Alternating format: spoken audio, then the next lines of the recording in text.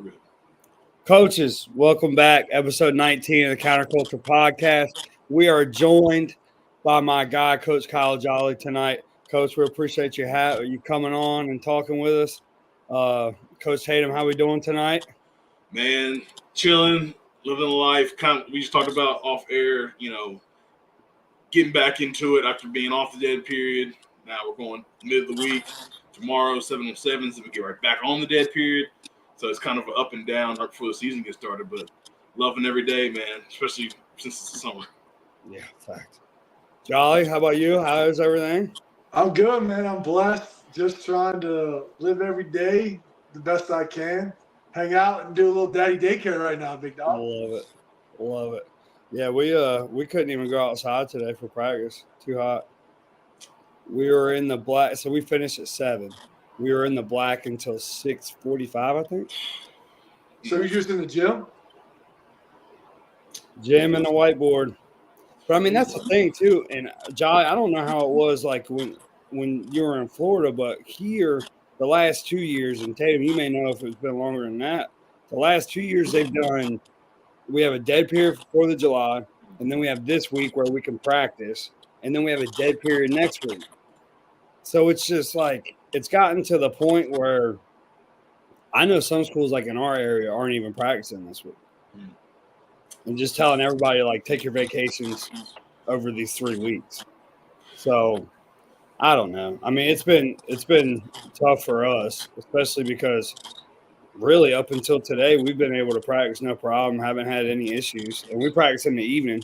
So I mean, I know a lot of people go in the morning, but for us, we haven't had not one single problem yet. So, like, down in Florida, it's a little different deal because as soon as it hits mid-June, early July, like, you can be on – it's like clockwork. Sometime between 3 and 5 or 6, you're going to get a storm. Right. And so I went into it a couple years ago not realizing that. And so we were practicing in the afternoon and all that type stuff. And I was running into all that. So I was always having to have 2 practice plans every day saying, hey, we're going to do this if we're rolling. And if it rains, we'll have to do this. But also struggling for facility use because down in Florida, they don't have auxiliary gyms and secondary gyms and things like that. And like the place they should have it is in Florida, but they don't. Right. So I'm running into volleyballs practicing, and I'm not sitting there and bumping my practice 2 hours, 3 hours just to make sure I can get it in. So I think there was 3 weeks my first year where I think we got outside once or twice maybe. Right. And so we shifted mid-season, we shifted to morning practice. And then the guys were kind of like hooing and hawing about it, but then they ended up loving it, and they all bought into it. That we did it in the spring as well, just to get a bunch of college coaches down there. So like, I wasn't fighting all the other big time high schools for college coaches. We were early morning. We were filled with college coaches, and then they went about their day. Right. Yeah, we go in the morning. We go 8:30 to 10:30, and we haven't had any issues with the wet bulb, none of that stuff for our trainer telling us to get off. But today, and it wasn't by degree that much hotter, but I guess index, all those different type of things. She said, like, as soon as we got off the field, probably around 10:45, 11 o'clock, like she said, I would have bumped you off because it got up there. So yeah, it is what it is. I mean, it's kind of crazy. You got off, like you couldn't even go out at night because y'all. I mean, I know it's not nighttime, but it's still it's after 5. So we start at 4:30 and we lift first and run. We normally run in the gym because our weight room's right next to the gym, so it just makes the transition faster.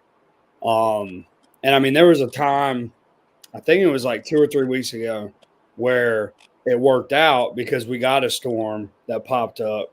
And by the time it was gone, it was time for us to go outside. So it didn't mess with anything. But I have, out of my 7 coaches, well, out of my 6 and me, only 3 of us work in the school system. So you know, like Jolly Tyler Burns works at the Coast Guard base in Elizabeth City, so he can't come in the morning. Like, you know, that's the thing for us is like I would love to be able to practice in the morning, you know. And there's times like he gets every other Friday off, so there's times where we may be able to slide in like a holiday, where we practice in the morning, and the kids love it and we love it. It's great, but it's just we can't do it every day, and it's tough. And I think a bigger thing, like you're talking about, is coaches being on campus that helps you out. Like for me, it was me and one other guy, and he was an ESE specialist. So like he had to go to the buses early to help out and things like that. Most of my coaches actually weren't on campus or even in the district. So I think it actually benefited us because they didn't have to leave to go to be at another school. We were 6 to 8 in the morning, and then we were rolling. Right. And so those guys had that hour and change or whatever it was to get there or go shower. A lot of them showered at the facility and then went off to their jobs, and they were good to go. Right. Yeah. Wesley Woodard says Virginia's going a 2-week dead period next year. Yeah, I guess 2 weeks back to back. I don't.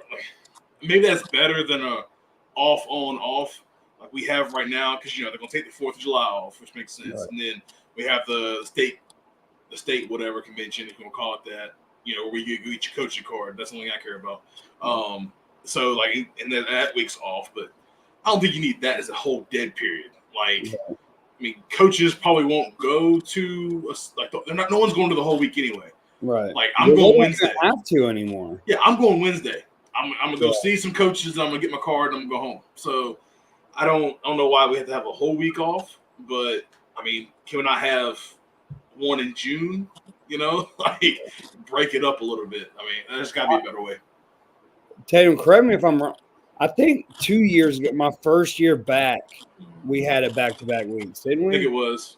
21. I think it was. Yes. Yeah, because 20 we didn't do anything. That's right. 19 you were in Virginia, so that's right. Yeah. It's got to be a better way. Like the 2 weeks. I mean, it is what it is. The kids are already off. You hope and pray that they're doing something on their own. You try to get your leaders to kind of get them to do stuff, but it's off on off, especially for kids. It's too much juggle time, Right. And I mean, our kids did a good job. Like we weren't numbers wise, there wasn't a problem or anything like that. It's just I can't stand, and our kids know by now. Like if it's a day that we can't get outside, and I mean, I'm not talking like 20 minutes late, that kind of thing. Like we'll adjust, but if we can't get outside at all, I'm miserable. Like, not that I'm like, just going out of my way to be tough or anything like that, but like I just can't stand practicing in the gym. Yeah. And our kids did a good job today, and they have in the past of like, I tell them before we start, like, look, it's anytime anybody says anything, it's going to echo. So that means if everybody is talking, then nobody's gonna be able to understand anything. So we're lucky to where like our health classroom, which is what we use for film, and the majority of our board work stuff is right next to the gym, and our weight room's right next to the gym. So we're able to split. So like we split skill and O-line during our offense period today, and was able to like draw stuff up on the board. So that way it was more of like a walkthrough when we got in the gym. But our defense stuff is always tough because it's like it really applies to all three, linebackers, D-line, and DBs, to where we can't really split up. So we're walking through stuff in the gym with everybody in there, and it's just it's a lot harder to manage, in my opinion. Trying to find ways to make it as efficient as possible, but also as focused as possible, which is so hard. So, my thing. Well, go ahead, go. No, you go. I was gonna say, but that's kind of what, to a point, separates the good teams from the bad teams. The ones that are able to understand, hey, we got to lock in here, we got to be efficient here, we all want to get outside, but we got to be able to figure out how to lock in so everybody's getting something out of it. No, I agree with that for sure. For sure. Yeah. I'd be interested to see what all other states do. So I know like Georgia is different. Obviously, like Texas, like, they don't even care about dead periods. They just let you do whatever you want. But That's, um, but yeah, it's. I mean, I know some of our kids. It's consistency, and we're actually finding some strides and some leadership on the right. team. So then you just like cut that off and then bring them back. Kids get lost sometimes, but it Yeah. is what it is. But I, scrimmages are almost here, so yeah. That's the thing with North Carolina that's so different than Virginia. And I don't know obviously how it is anywhere else, but like having a scrimmage, having to like, and I guess this year doesn't really count, but like last year, for example, you have to scrimmage twice in 1 week to be able to get your 2 in because you have a game the next week. yeah, Like that's crazy to me. yeah, In Virginia, you scrimmage 1 week, scrimmage the second week, and then I want to say unless you play week 0, you don't have a game for another 2 weeks after your last scrimmage. I could be wrong, but I'm pretty sure that's right. So, I mean, I don't understand.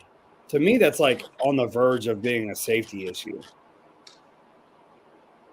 Yeah, I agree with you on that. Like Florida's different though. Like, so I think ours was based on county. We weren't allowed to scrimmage unless it was mandated by the Florida High School Athletic Association, and it was like in our county, it was like there was always 1 or 2 ref training spots, and that's where the scrimmages took place. And if you weren't invited to do that, you don't get a scrimmage.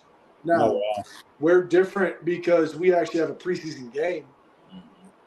So the week 0 for us, we're actually playing an actual game. So yes, it's a scrimmage, but it's one, and I think we had 15 or 16 practices to be able to get to that, and that's it. And then you're rolling right there into the preseason game, and then you're straight into the season the next week.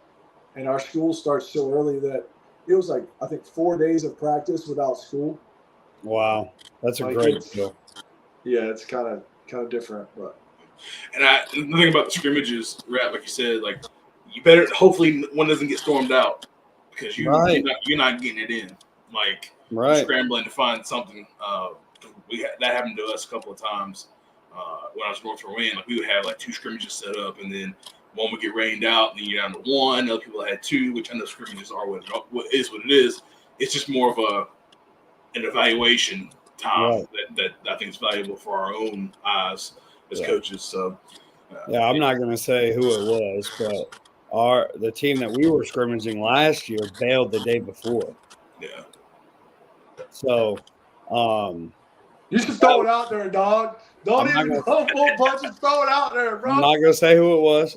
They know who they are. They know. The head coach is retired now. So if you want to look it up and figure out all the head coaches who retired last year in North Carolina, you can. Yeah.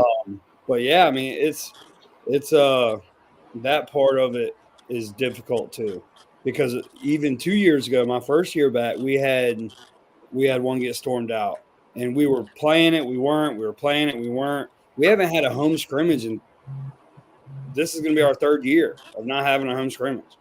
So, I mean, we're lucky we got 7 home games. But other than that, like that part of it is difficult because that same week, it's like everything. It storms every night or something like that. So, Shelton, how you doing, man? How you doing? Appreciate you joining us and hanging out. Rat, how'd you get 7 home games? Does somebody have a field they're building, or so who'd you pay? Look, we found out, just like everybody else did, that realignment's coming in 25. So, we with South Creek and Riverside combining, we lost a game. I guess not this past year. Well, yeah, this past year. So we were down to 9, I guess is what it would be. And then, so we played Portsmouth Christian out of Virginia. We were supposed to play them twice. Second game got rained out. So we were looking for another game, and we had some things going. and the only option we really had was like 4.5 hours away or something like that.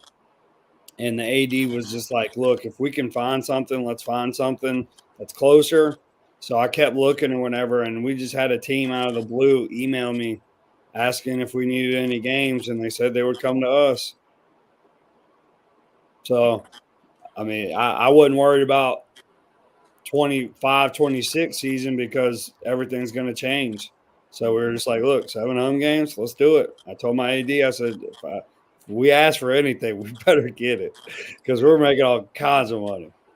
So, yeah. And I mean, we almost wound up with 8 home games because Bertie was like back and forth about whether they were going to finish their new track and stuff. So I guess they did. But yeah, I mean, our farthest away game is 45 minutes, which in my part of the world is nothing. So that'll be nice. But yeah, we just how it worked out. Yeah, so if y'all go 9-1 with a toss up with Tarboro at the end, and I know that it's that home field advantage. We'll see what happens. We will see what happens. But yeah, it'll be cool. It'll be cool. I hope it doesn't beat the crap out of our field, but yeah. Get that grounds crew right, bro. I am the grounds crew, brother. I know. That's what I'm saying, bro. You better spend some of that money on fertilizer and aerating and all that stuff. Tatum was just talking about how at 10:30 this morning, how they got kicked off the field. I was mowing at 10:30 this morning. So you have one of the big old farmer hats? No, because our mower is just fast enough to where if I wear it, it flips the front up, and I feel like an idiot, so I never wear it. Like a cowboy, like just riding his horse. Right. Yeah. Right. God, that's hilarious. Yeah. So you don't wear a hat at all, or you just like I wear a hat. Yeah. Okay. Yeah. My wife used to yell at me. Strap little man on the back, and roll. He rides with me every once in a while. He likes mowing the grass. But I got to mow the practice field tomorrow, so plenty of grass being mowed around here. That's for sure. Plenty of grass being mowed. Amen. Head coaching duties don't stop. Let's see. I love mowing grass. I'm good with it. So do I. Coach Ethan Shelton says, Coach, are you familiar with Asheville Christian Academy? I am familiar with Asheville Christian. They're a private school. They play in the independent, whatever league. I think it's like Division II, so below like Providence Day and Charlotte Christian and them. But yeah, you going over there? Holla at me. But Asheville's in the mountains. I don't go to Asheville. Hey, I'm in the mountains now, big dog. I'm Travelers Rest. I'm 45 minutes from Asheville. Yeah, Travelers Rest. Yeah. I know that area. I don't know well, but I know where it's at. Yeah. You come out here, let me know, big dog. I will. Coach Jolly, you kind of want to let's talk about a little bit about your background, kind of like your journey for playing to coaching and kind of that stuff, and get to know you a little bit better. All right, so I actually grew up in Virginia, 30 minutes west of Richmond, a place called Powhatan. Went to a tiny little private school called Blessed Sacrament Huguenot. I went on to play offensive line at University of North Carolina. Started there for 3 years at left tackle. And I had a cup of coffee in the NFL with Pittsburgh and Atlanta. And then I jumped into college coaching. So where I met my man, Rap, at ODU. I was a graduate assistant there. I was there for 3 years. Then I went out to University of Washington under Chris Peterson. I was there for 2, also as a graduate assistant. Came back to the East Coast. I coached at Concord University as an O-line coach, strength coach, travel coordinator. Then I went to VMI. I was the O-line coach, run game coordinator for a couple of years. And then some life events happened, got married, wife graduated med school. She matched her residency in Tampa, brought me down to Tampa. I was in Tampa for 3 years, 1 year as an assistant coach, offense coordinator at King High School. Last 2, I was the head coach at Sickles High School. And then now I'm kind of free agent, just moved up to just outside Greenville, South Carolina. So that's kind of in a quick, short, roundabout way, my history. Yeah. My offensive coordinator was when I was in college. He's a head coach at Fountain Inn out in that area. Brett Nichols. So yeah, I know that area pretty well. That's good spot to be in, Coach. I mean, if you like Greenville, I mean, we played Furman my freshman year. I mean, I wouldn't have been play, but I've been to Greenville one time, so. Oh, it's an amazing area. Like I was at VMI, so we got to come down here and play Furman and Wofford. Yeah. As well as my wife actually went to med school down here in Greenville, so just kind of homecoming for her to an extent. But it's good ball up here in the upstate. It is. The whole state's insanely good. We had my buddies at Somerville on last week, and we just mind blown. And we talked a little bit more. Just him and I just talked a little bit more about some stuff, and it's crazy what the resources they have even behind what we don't even know. So, Jolly, they got 32 coaches on staff. I don't because I was one of my buddies. He's the D-line coach and strength coach at Travelers Rest High School, and he just talks to me about all their stuff, and they have a whole new weight room and all.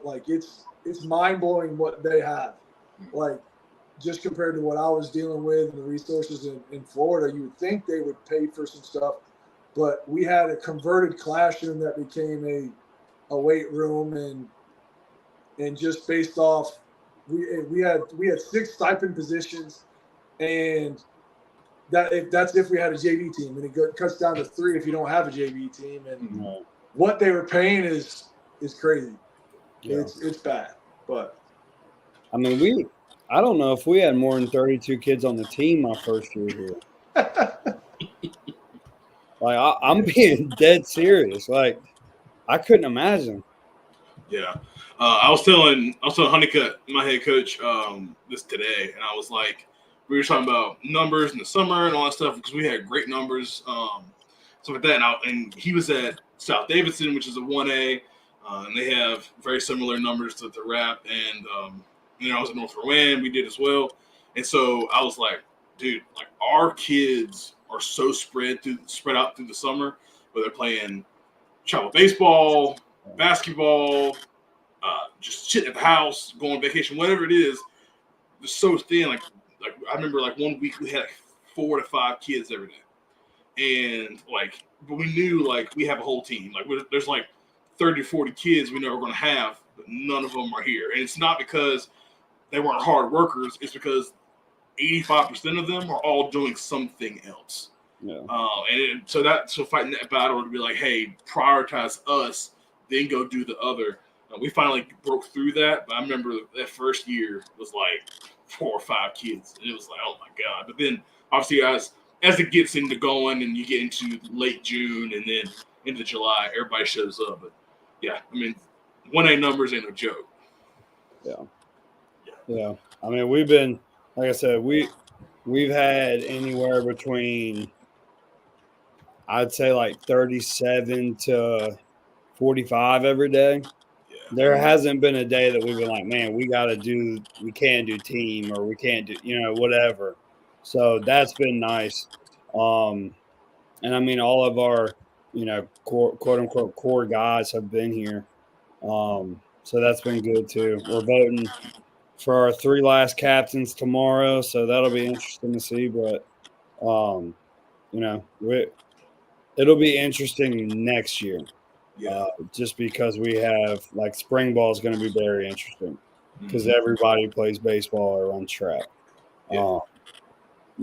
Early summer will be interesting. So it is what it is. I mean, we're gonna try and put it together and get it rolling for this year. But I feel like the older I've gotten, the more I look into not just this year, next year, and moving forward too. But I mean, we've had a good group of JV guys come in every day too, so that's been good to see.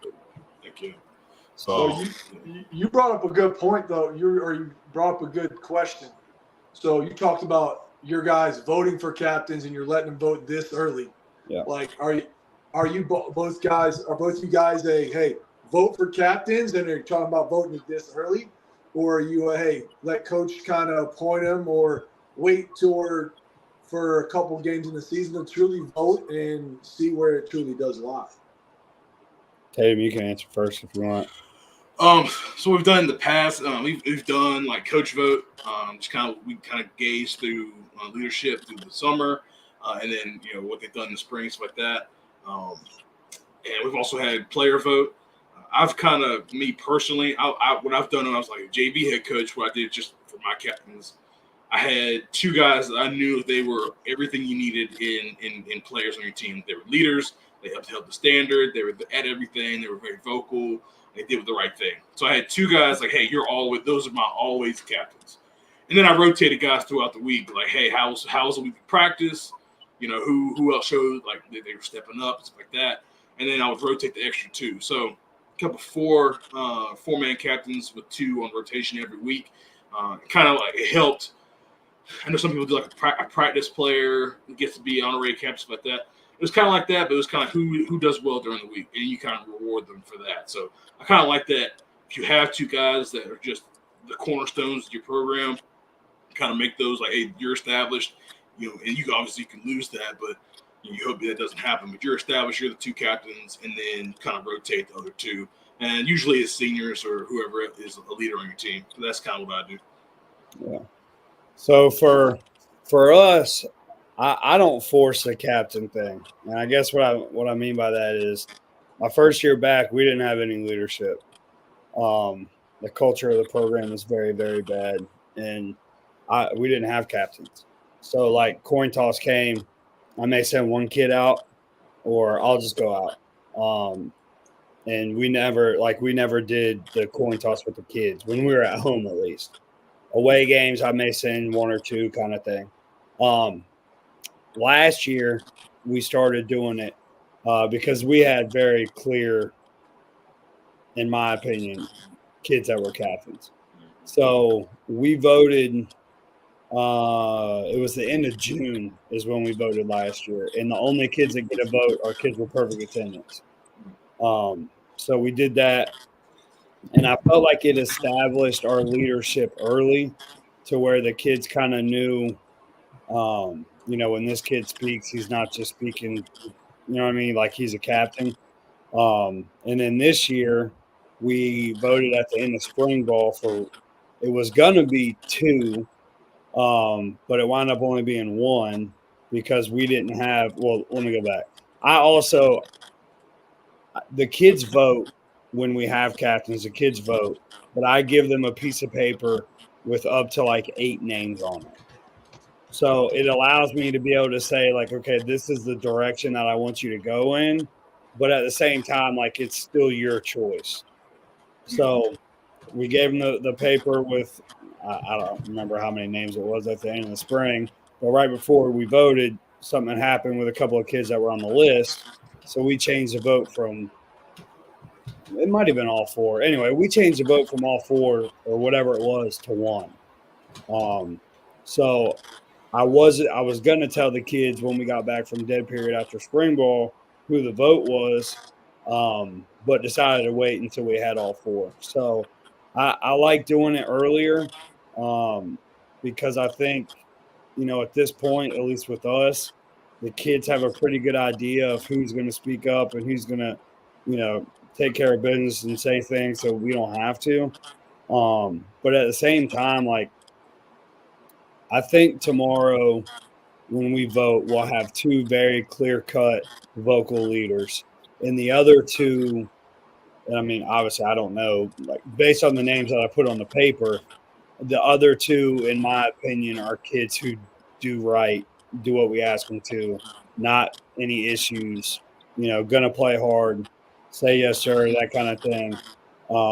Which, I mean, I guess you could say that that's not necessarily a captain, but I think all 3 of us kind of know also at this point in high school athletics, that's a big thing too. So, I think between last year and this year, I think our leadership was a lot more clearly defined. But I think that 2 to 3 out of the 4 are pretty much no-brainers.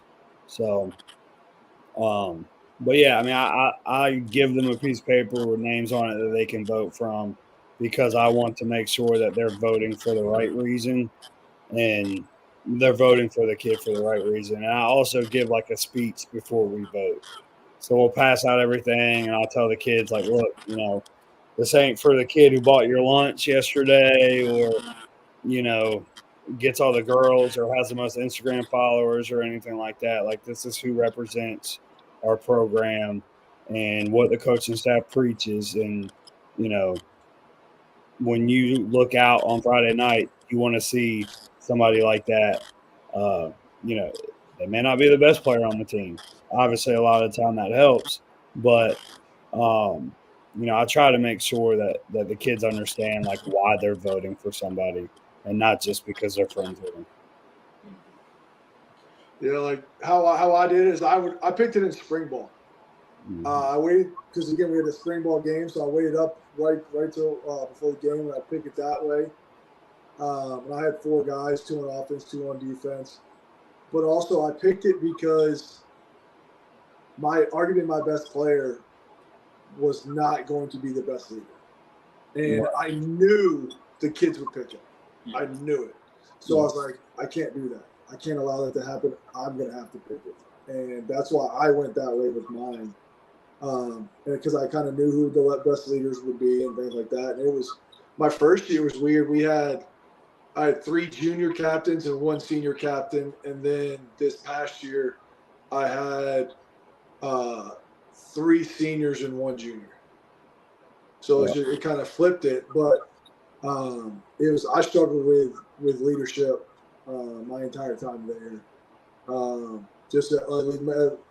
Most recently. I just struggled with leadership and getting guys to lead the right way, trying to change that culture and get guys to buy in that way and stuff like that. Yeah, for us last year, like it was a no-brainer. For a fact, everybody was going to vote, and he was our best player. But the kids knew, like when he spoke, like okay, I better listen, kind of thing. So that made it a lot easier. First unanimous captain I've ever had. So, it was clear cut, easy, very easy decision for the kids, I think. But also for us, like, that helps it and kind of gets you in the thought process of, the kids voted for this kid. But at the same time, it makes it to where like what we say, we want the kids to look for and when they vote for a captain, it kind of proved it right last year, I guess would be the best way to put it. Rap, I don't know if you listened to Rod Creason, who's the head coach at Oak Grove. He went at Playbook. He was at Playbook.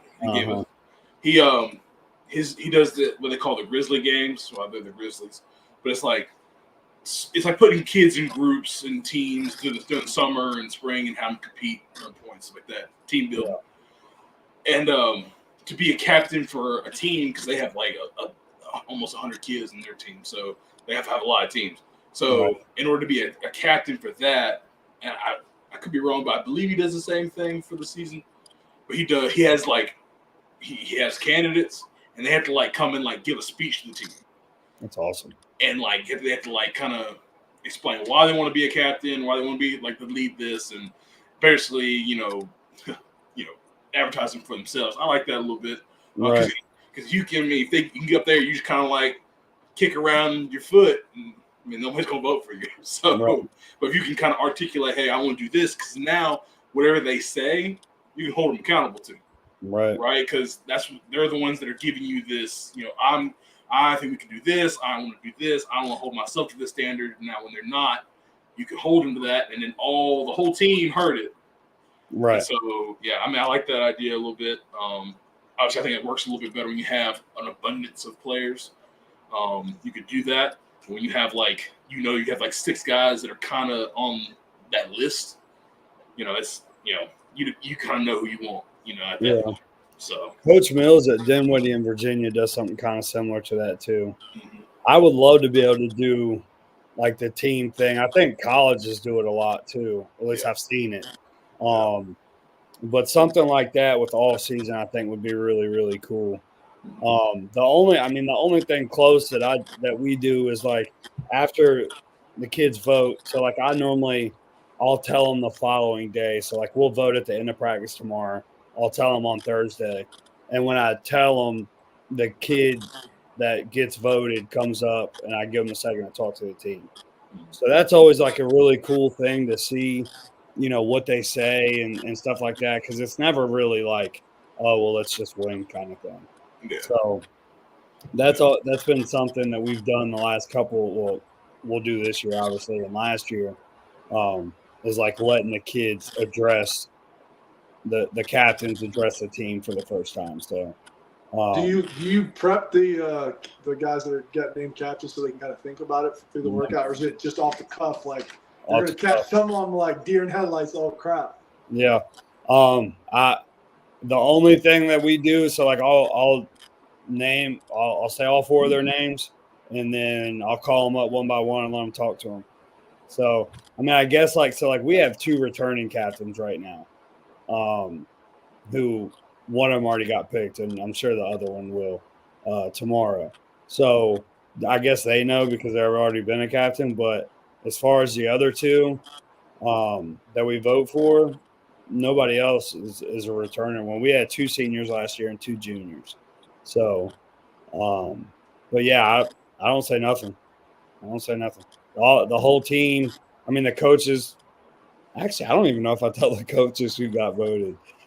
We make the list together.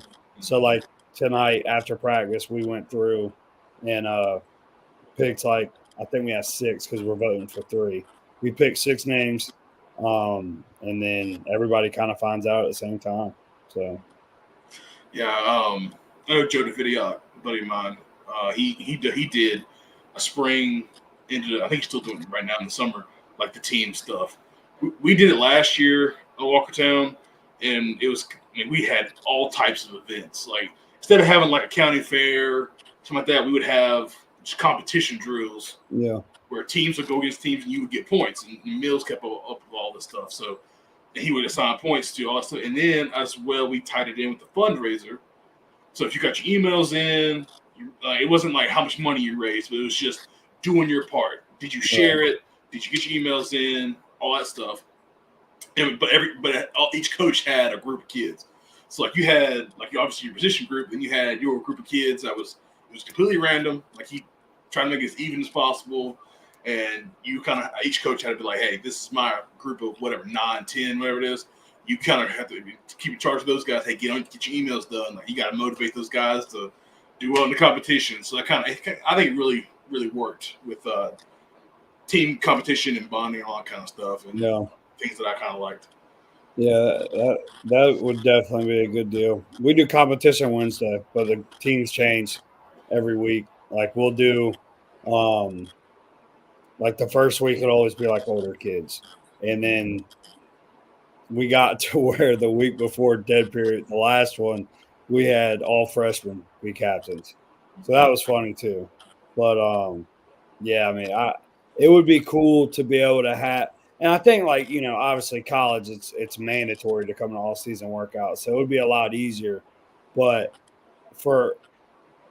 and I guess this could be taken as an excuse, but like we have so many kids playing other sports that it's tough, to kind of figure out like if we did a competition on Tuesday, are all those same kids going to be there for the competition on Wednesday, kind of thing, But that's part of the competition.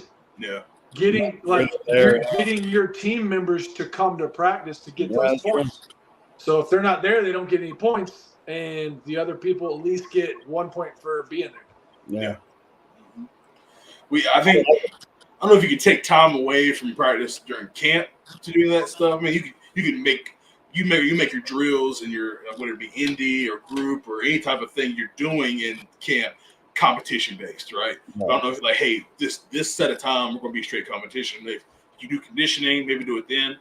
But I think fall camp, that's when we're going to do a lot of stuff because kids. I mean, it's mandatory to be there. If you're not there, you're missing days and you're going to be kicked out. So that's when you can kind of do it. I mean, that's when I can think of doing it then.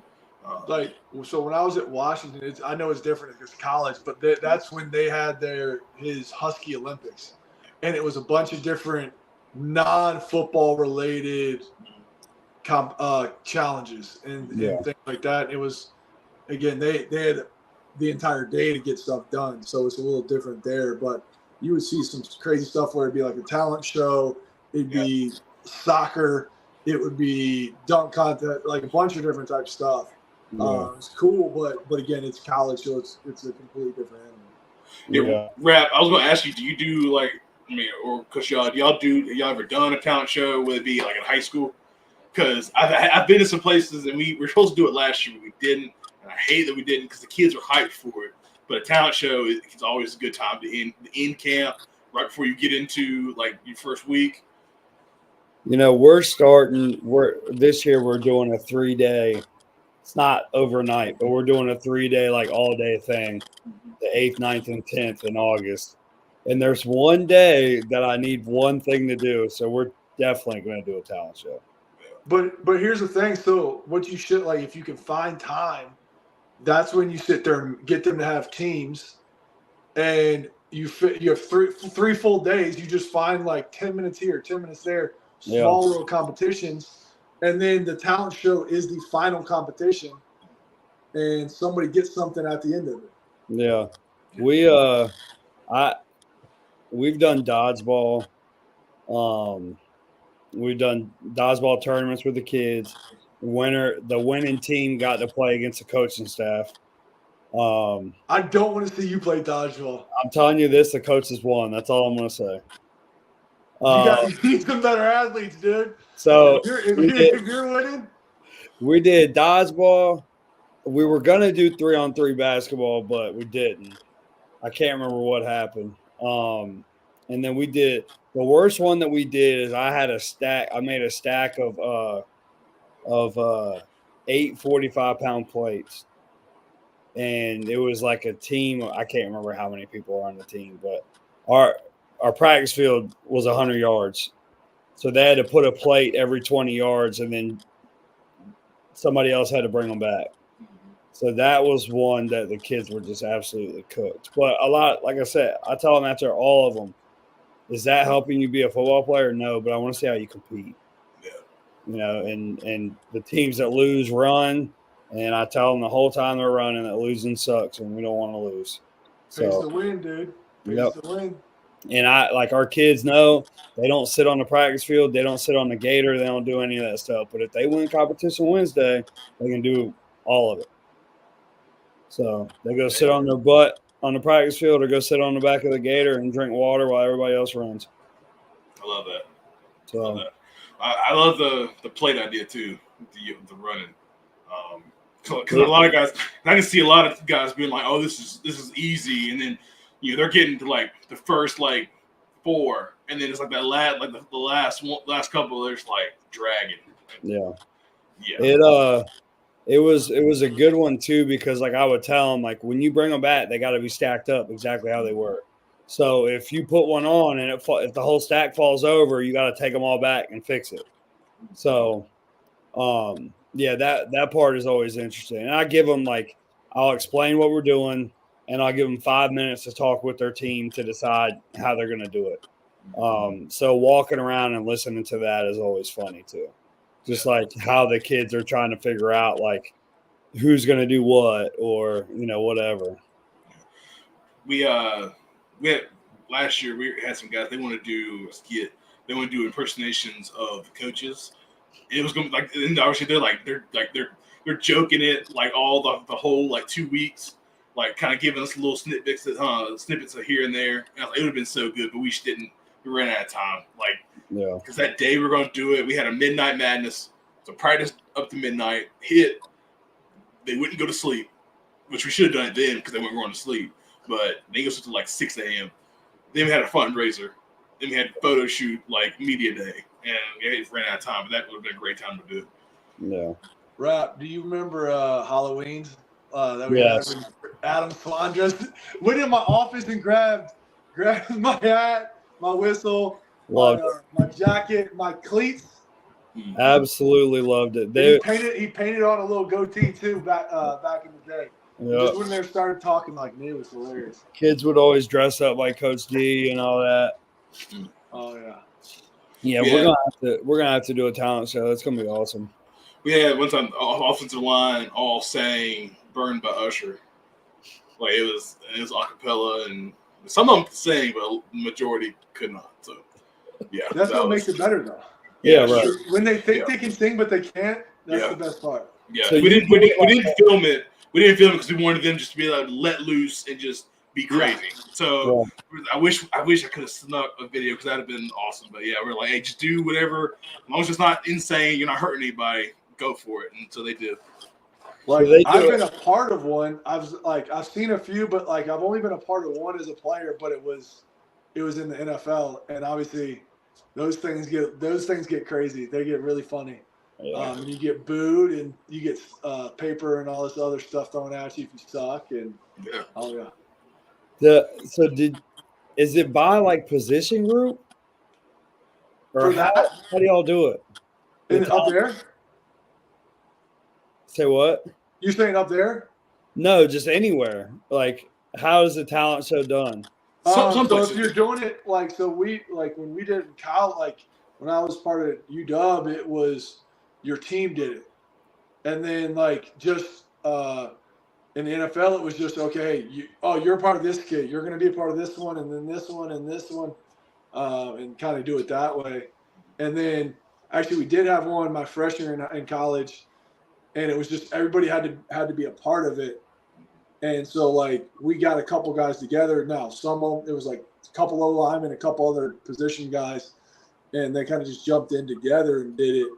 But as long as everybody participated, we were fine. Uh-huh. I've seen what we've had them do it by class. So like they're having to do a lot of stuff, but freshmen have to have some type of a skit, sophomores, juniors, and seniors, right? And then you break it down by position. So obviously receivers, O-line, etc.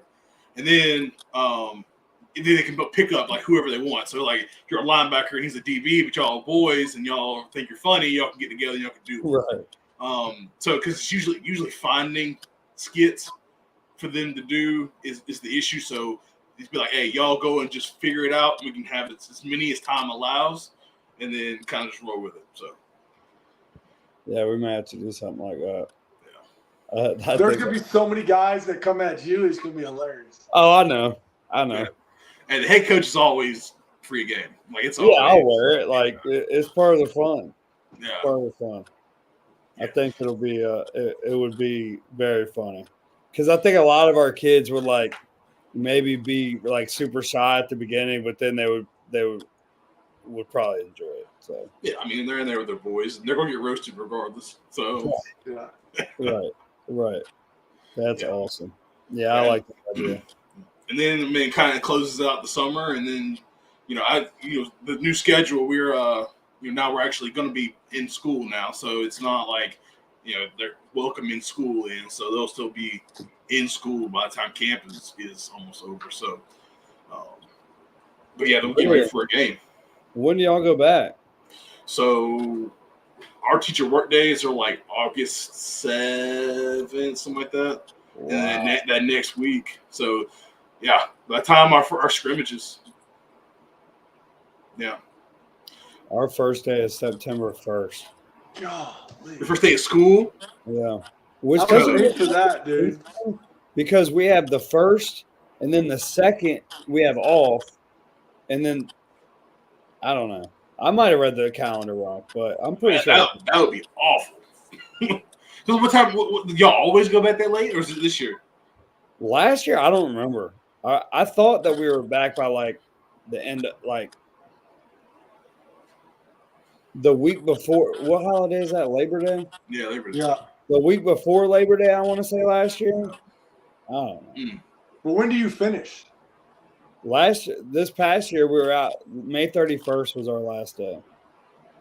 Oh yeah, you're gaming the system, dude. Yeah, I know. Starting late and ending early. Northeast North Carolina, man. Hey, yeah, you're not a 10-month employee. You're a 9-month employee, dude. I'm like a 7-month employee a lot of the time. That's true. I hear you. But yeah, I don't know. I don't know how it happens. They just tell us when to show up, and I say yes, sir, and I walk in. There you go. Oh, So, boy. Rap question for you. It's kind of random. Yes, sir. What's your first play you're going to call against whoever your first opponent is? We play Manio first. Okay. Look, I'm telling you, I'm not like a crazy first play guy. I'm gonna run something that we're right either way. So it's probably gonna be like inside zone with an RPO type deal. I was going to say it. You probably have inside zone with some type of emotion. Maybe. RPO, pre-snap over here, post-snap over here. Yeah. Hey, Now, man, do you guys scheme 'em script? up. Like, do you script, and how long is your script? See, this is another conversation that we've gotten into a couple of times. So, like, I have probably halfway through the year last year, I started scripting, and it wasn't like a no matter what, I'm running play 1, play 2, play 3, whatever. So I get 10 plays, and my 10 plays, it's kind of different from week to week because one week it may be like, okay, I want to give them as many formations as I possibly can to see how they're going to line up. Because that's our problem with a lot of teams is like nobody does what we do around here. So like we may play a team that the week before they played a double wing team.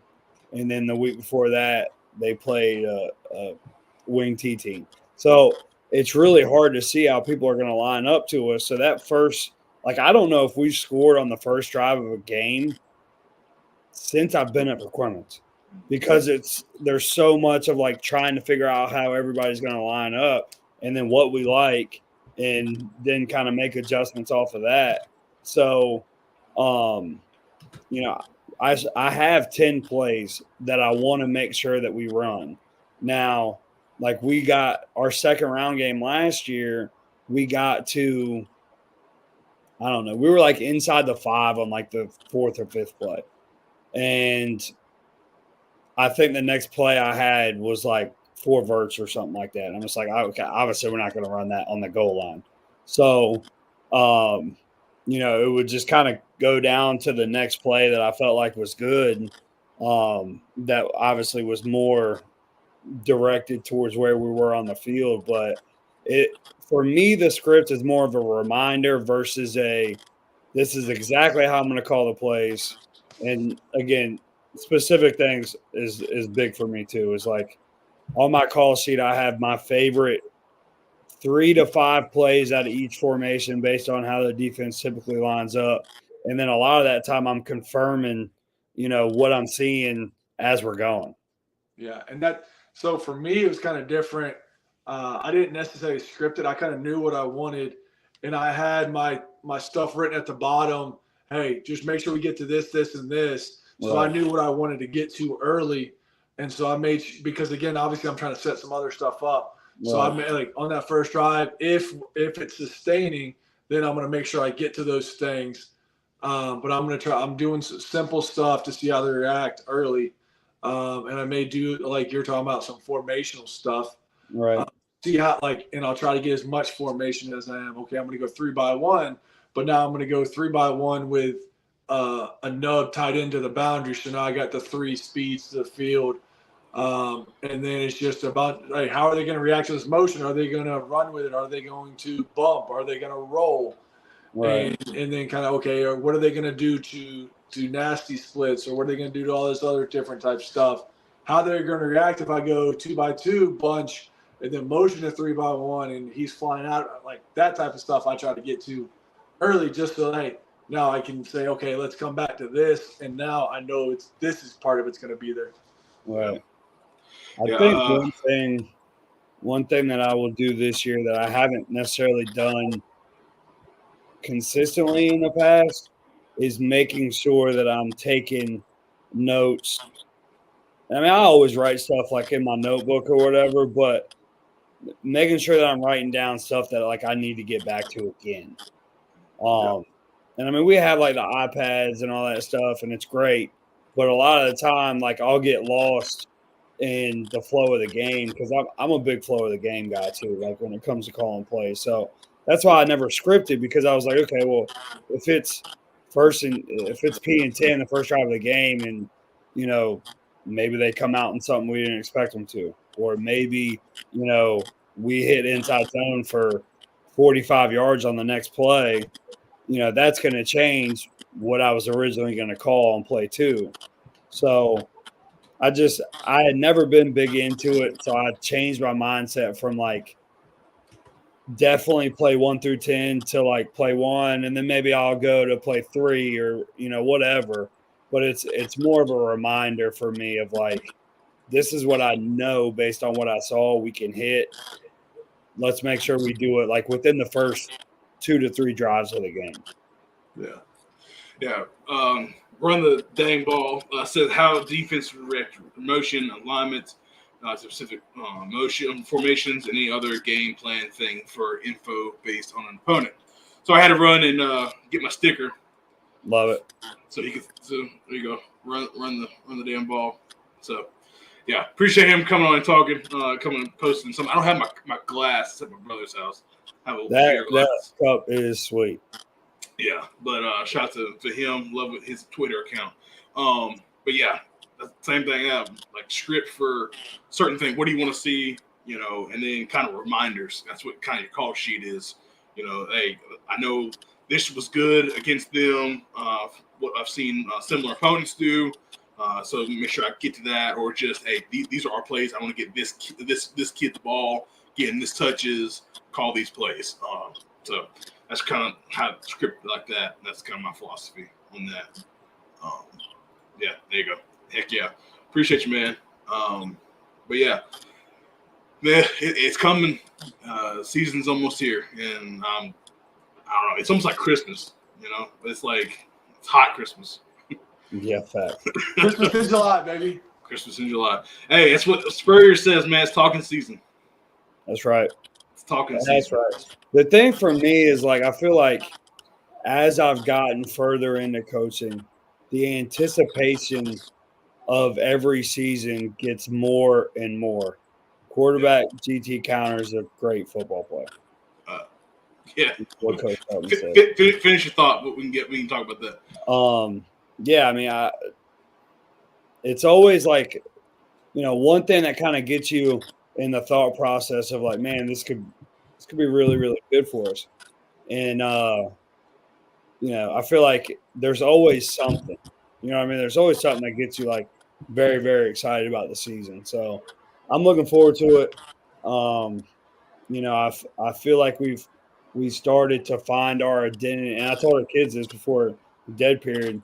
I feel like we found our identity a lot earlier this year than we did last year.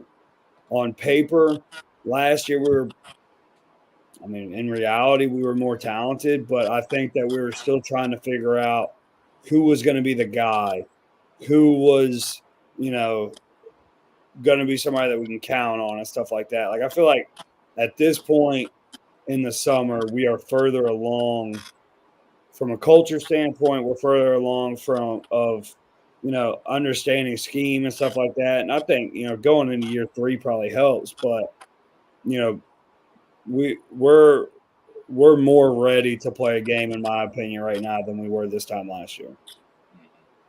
So that's exciting for sure. Coach Jolly, are you a counter guy? I am. I love it. I love doing a lot of motion with it.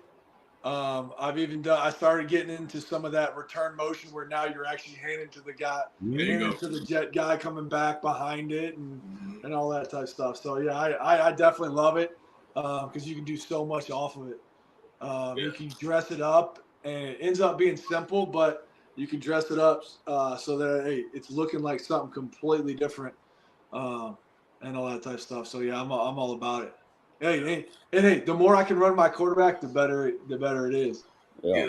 Yes, game numbers, man. Like, when I talk to defense coordinators, they tell me multiple things give them fits, but the 2 things that give them headaches is quarterback run and empty. That's 2 things they're going to get. Oh, and you can give them big personnel, but those are 2 like things that quarterback run and empty. Those are things I got to sit down, got a game plan for. We got to work through them with our guys. So if you listen to this, run the quarterback if you have the ability to, if you have the personnel to, and run your quarterback. Hey, and especially run them out of empty with some pull schemes and that type of stuff. Now you're cooking with gas. Yes. Would it be more effective to call it in low red zone? Where on the field should you call it? As soon as you walk into the stadium, call it. You should call it 120, 53 in the third. That's it. Look, I mean, our kids know, man. When we get rolling and we're running counter, you won't see me run up and down the sideline faster. Yeah. Yeah. And we do it so many different ways, but I mean, our kids love it. They love it. Hey, full steam ahead. Let it roll, man. Roll. Run counter a lot. It's usually, RPM means run power often. But you still run counter just as much. Yeah, you can call it anywhere. You can call like Jolly said. You can call it as many tags you want. Whether you want to, just do QB. You want to do bash. You want to toss, read it. You want to just fake the back across and run QB counter. GT, GH. You can run guard, running back, run tackle, running back. You obviously pull the center if you got the front for it. What I actually ended up doing a lot was on low red goal line type or even a 2-point conversion. I made it look 100% like jet sweep was coming, and I came back with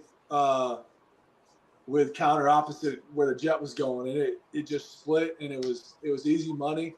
Yeah. I knew it was going to happen on a 2-point conversion, but it was just all the kids loved it that I called that one because we'd only repped it a few times before I called it, and they were ecstatic. Yeah. I run a lot of quarterback counter on the goal line. Numbers, dude. That's what it is, bro. No doubt. Or you try to get to a lead stick draw. That's really money on the goal line too. I haven't been a big draw guy, but I really like that whole. I don't know if you would consider that a concept or not, but that RPO is pretty cool. Yeah. I've talked about this before, but running when I first fell in love with running bash, and the reason I think it's the best play in football, and I've been trying to find this clip forever. I'm going through the archives. I'm texting Pearson like, "Hey, I'm trying to find this clip," but we call it bash, and so we go GT to the right. The one linebacker is reading guard, so he runs one way, and the other linebacker's reading back. The back goes away, and they hit each other. There's nobody in the middle of the field standing on the feet, and the quarterback's just running free. So, like I'll always, especially if hey, this linebacker's going to read this, linebacker's going to read that, or maybe he just didn't know what he was looking at and just ran.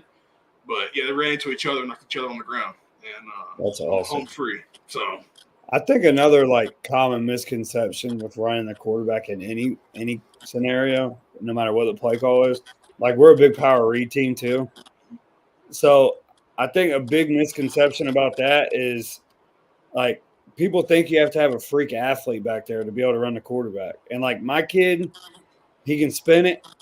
He makes good decisions now. He didn't always, but for him, it was a lot about confidence. And now that he's gotten some confidence in running the football, we run him a lot, whether it be power read or quarterback counter or, we'll run 10 personnel quarterback zone insert, stuff like that where, a lot of people think you got to have a kid that can make 3 guys miss and outrun everybody else. But I mean, I think if you call it well and you teach it well and the kid that you got back there has confidence, then you can run it whenever you want. But I also think it's the confidence, but I think it's him also saying, hey, I know how to – he's learning how to take these hits and no doubt. Yeah. Being able to get down without getting hurt. Because obviously the quarterback's mind is I can't get hurt, I can't get hurt, I can't get hurt. So it's okay, hey, this is how I have to absorb this hit. And he also doesn't always have to take that. He can go down early and stuff like that if he needs to, depending on who the guy is. Right. Yeah, our kid learned that 2 years ago. We ran him. He was on the sideline, and he went to spin back and just got absolutely tattooed. And he got back up, and everything was fine. He came over to the sideline, and I was like, "You good?" He's like, "Yeah, I'm not spinning no more." I was like, "I don't blame you." Yeah, it was explained to me. It was and I don't. not that I don't believe this. It's just you have to be put in a box. It's like if you have what's the build of your quarterback? Is he more of a DB, zone read? Is he more of a linebacker, gap scheme read? Right. And I think either one can do both. But I mean that's kind of like what you want to think about calling. What I've seen what I like is calling outside zone, reading the backside, and having the quarterback just go out the back door. I think that's because those guys are seeing they're seeing elephants on parade, reaching and running, and the guys they're trying not to get outreached. And so quarterback just goes out the back door and he's running. He's got more space on the backside off outside zone than more of an inside zone play. But you got to make sure you give that backside receiver a block and go. Yeah. If that corner gets a little itchy, right over the top, baby. Yeah, exactly. Yeah, strike up the band. Yeah, I mean, I'm a gap scheme guy through and through, and I'm called gap scheme. But I'm trying to learn, trying to get into outside zone, wide zone world. No, one thing I don't know if Rap knows this. We did at Concord. We had the running back. He came across for outside zone, but we gave him the ability. We told the front side receiver, you can block and go too. So hey, he was running with it. He was front side. He lobbed it over the top. No way. Oh yeah. Love it. I'm not. You got to picture. You got to make sure you know what direction he's going. Yeah. If he's the righty, he's got to be going right. The lefty running back's got to be going left. I don't think I have the balls to do that personally, but I love the idea of it. Hey, you got to risk it to get the biscuit, Rap. Come No, on. you ain't wrong. You ain't wrong. Hey, man, your boy down in Florida scared money don't make money, man. That's right. He's gonna be scared money out of a job here soon. Yeah, I think so. I like Napier. I mean, I like him as a Lafayette guy, but he's a big culture guy. Like there's I've listened to him talk a lot, like doing clinics on culture and stuff like that, and he says some really, really good stuff. I think the thing that's gonna bite him is that he won't give up play calling. And I think it's a lot harder to call plays at a Power 5 school than it is a Group of 5 school. Now he's getting pulled way too thin on everything he's doing, so he's not going to be doing anything well just because it's going to be stretched. Because it's like, oh, you got this press conference, so you got to meet with these people, you got to do that. Right. He can't sit down and actually watch tape the way he needs to, right? Like all the other assistants are doing. The thing too, like since I've gotten more knowledgeable with football and like how staffs work and stuff like that, like it just makes me respect like Steve Sarkisian so much better than I probably would have, because like he's one of Lane Kiffin. Like you're talking two of the best top 5 best play callers in college football, and both of them are head coaches. Yeah. I mean at big schools. Like right. Yeah, and yeah. I think it's huge. Like, Ryan Day gave up play calling, and I think he was still calling it when he had Brian Hartline as his OC a couple years ago. But now, I mean, obviously he's got Chip Kelly, and he's totally hands off. So I think that's kind of got, the more you move up, the more you kind of give up. So right. It sucks. I mean, play calling's fun, but when you're a CEO instead of a football coach at that point, right. Gotta do what you gotta do. And I mean, Kiffin too, like, I mean, obviously he doesn't really care what people think about him, but like, I mean, really both those guys that I mentioned, like Texas is probably, I don't know, the most money making school in the country.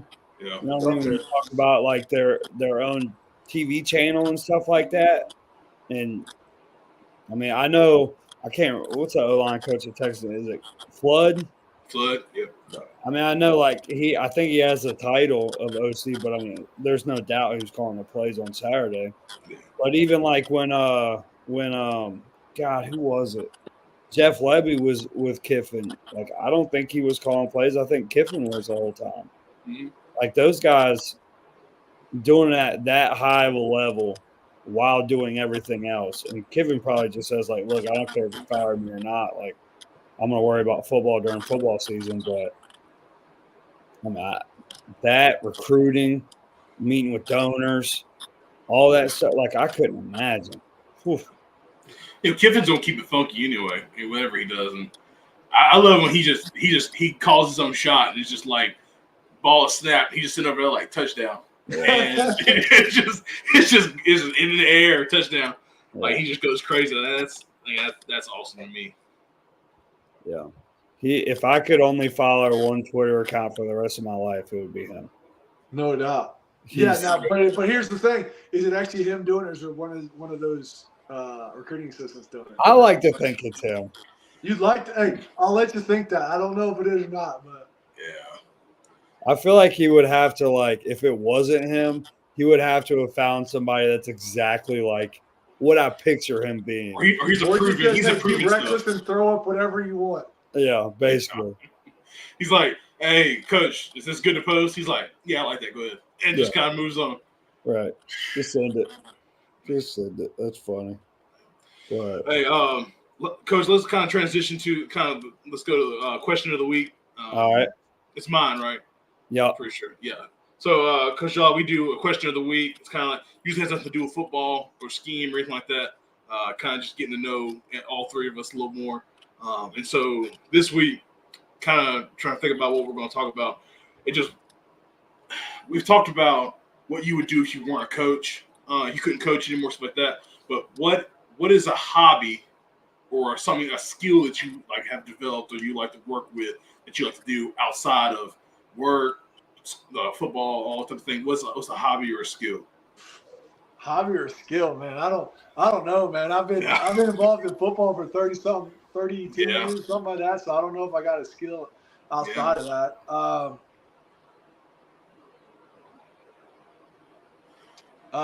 Really, it's hard for me on that one. Yeah, if Rap's got one, you need to think.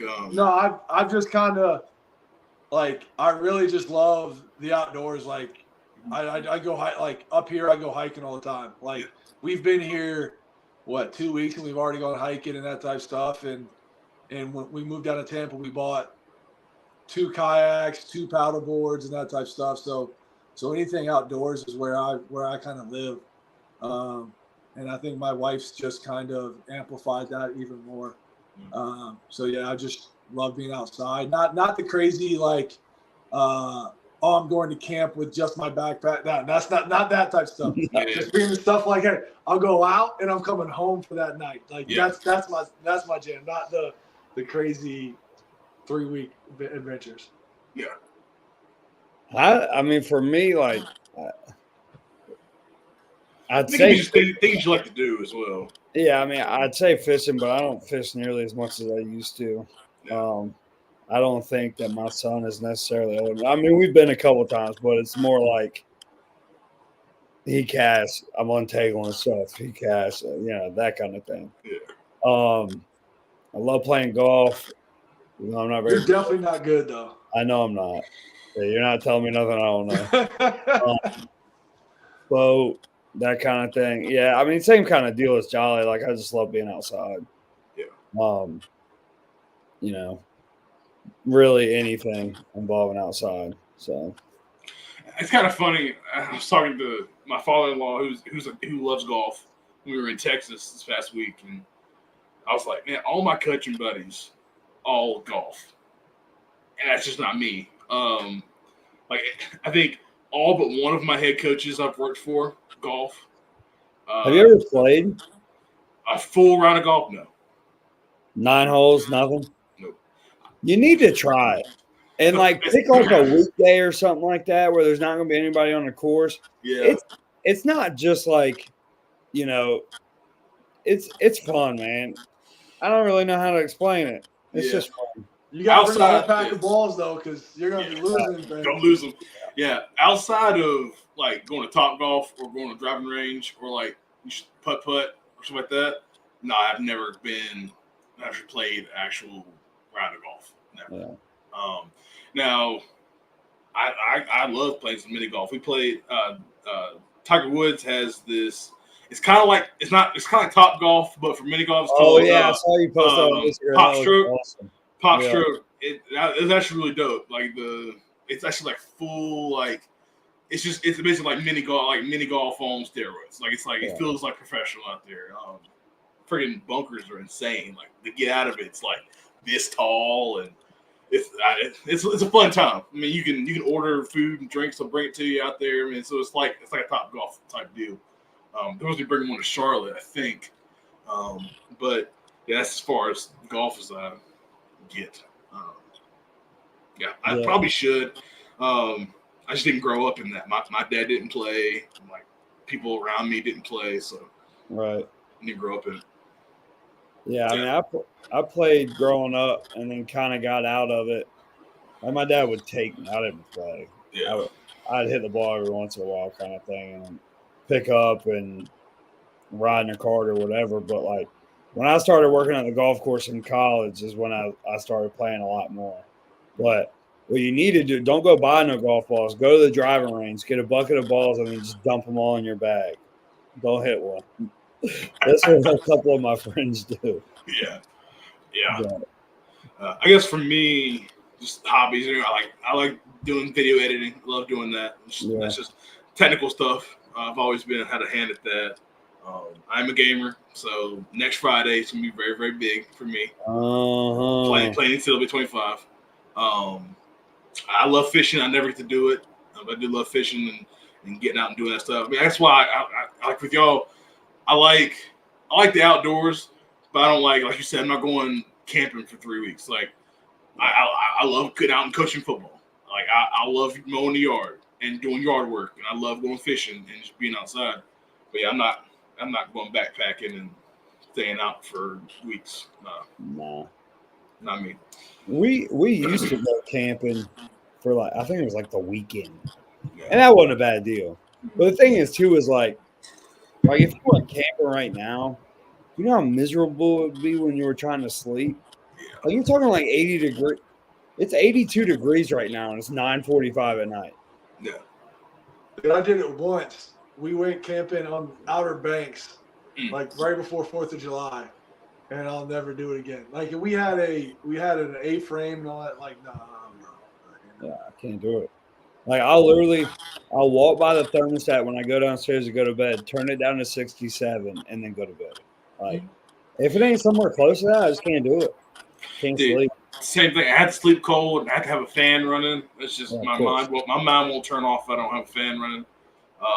We camped my senior year of high school with my sister. We went to Topsail. It was 4th of July, so it was 4th of July. We went and camped on the beach, and that was dope. With the water, it was cool pretty much at night because of the water. And then July 5th, the next day we were there, was it was super windy. I'm like intense wind, like pushing sand at you. That was miserable. But July 4th was cool. But yeah, July 5th was miserable. So we never did that again. Yeah, not huge into that when it's hot. No. I imagine obviously if I had some time in the fall, it would be pretty cool. I feel like that would be a good time to do it, but summer, that's when we went too. I think it was 4th of July or maybe Memorial Day. One of the two of those. See, Memorial Day might be all right just because there's still somewhat level of chill. Right. It ain't scorcher. Yeah. I mean, I couldn't imagine going outside and going to sleep right now. No, sir. I mean, 4th of July wasn't that long ago. No. Oh, man. Yeah, no, I don't think I'm in for that one. But well, Coach Jolly, we appreciate you coming on, talking with us for a little while. Yeah, brother. I think it goes without saying, but I appreciate everything that you did for me during our time at ODU. You taught me a lot of football that I think that I would not have learned just based on the scheme that we ran. Like I still remember the day that we were sitting next to each other and you were teaching me how to block power as like a junior in college because all we ran was inside zone and outside zone. Yeah. So I still remember that. And I don't think that I would have the love for gap scheme that I do if it wasn't for you. So I appreciate that. I'm there for you, brother. Always will be. My dog. Yeah, Coach, it was great having you on. This is one of the more chill episodes. I loved it. I mean, we didn't have a topic we were going to go and talk about. We kind of just kept it loose. We kind of ended up getting into topics like the summer stuff and competition, the captains and all that stuff. We got into that kind of in detail, and I loved that. But yeah, it's great getting to meet you, on here, and yeah, Appreciate it. it'd be great to. Are you gonna do a little consulting for Paquimins County? He's gonna see. That's gonna send you Oh, some. yeah. Hey, Send you I some haven't film. got an offer. Hey, he hasn't shot the offer out there yet, so You I just can't don't know I it can't yet. say no. I'll add you to the huddle where we get off this. Hey, there we go. Oh man. But yeah, but guys, yeah, make sure you follow us on Twitter right there at the bottom left. It's CTR Culture Pod on Twitter. Make sure you subscribe to the YouTube channel. Make sure you check out the other episodes. This is episode 19, man. Next week, we're gonna get the episode of the Big 20 going into the next day period, so it should be straight. But make sure you follow Coach Rapp and Coach Jolly. I mean, it's pretty easy to probably find y'all on Twitter. I mean, Coach Rapp's Twitter is always right there, and then Coach Jolly, do you know your handle or no? First name underscore last name. I try to make it easy. There you go. Very, very simple. So, but Coach Rapp, got anything for the kids? I've been coaching too long. Got anything for the folk before we let them go? Keep learning, keep doing it for the kids. Episode 19. Still rolling along. Jolly, thank you again. We appreciate you, brother. It's good to see you. Good Yes, sir, talking to you. always, my guy. Yeah. I'm Coach Tatum. For Coach Rapp and Nick, Coach Jolly. It's Counter Culture Podcast. See y'all next week.